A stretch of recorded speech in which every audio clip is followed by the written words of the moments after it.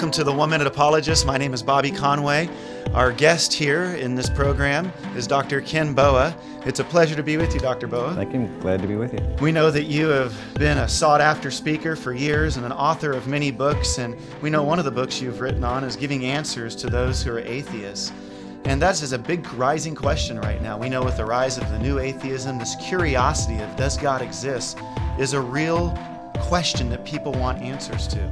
Let's say you had 60 seconds to talk to somebody and they said, Dr. Boa, does God exist? What would you say to them? I would probably use 4 incontrovertible features of the world and just quickly list them, because most people really haven't thought through those objections very, very well. And by just listing positive things that we know are scientifically incontrovertible, it puts really the weight of evidence and the burden of proof on them.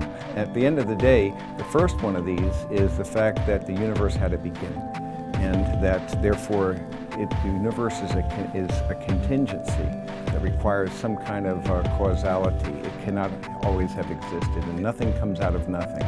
So that's the first one of the things. The second approach I take is the fine-tuning of the cosmos.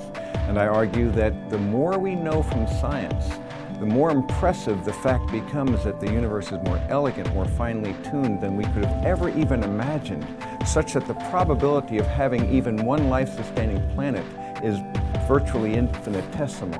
And so it requires some kind of fine-tuner, and so there are aspects of that one could look at. A third of the features of the world is the origin of life itself, and how life requires a minimal level of complexity and structure and design.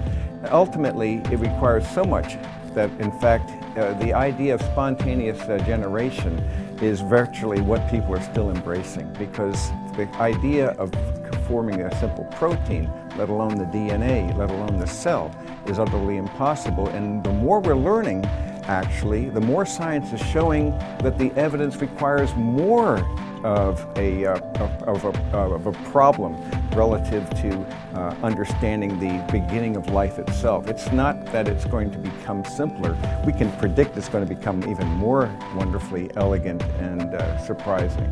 The fourth of these evidences that I like to use concerns the fact that there is an information-rich sphere in which we live. I think of the DNA, for example, and the genetic code. And in every one of our 70 to 100 trillion cells, each cell has 6 feet of DNA that contains the equivalent of many, many sets of Encyclopedia Britannicas, rich in information. Information by itself cannot really be reduced to matter and energy. It transcends the media itself. And yet we know what information is like. It requires intentionality. And information in the DNA is like a language that actually signifies a very real physical action. And that information consists of an alphabet, words, syntax or grammar, and intentionality as well. And so these are things that at least put the evidence of science on our side. Thank you, Dr. Boa. I hope that you were encouraged as much as I was in listening to the credibility that we have to believing that God does indeed exist. For more information on Dr. Boa's ministry, please visit kenboa.org.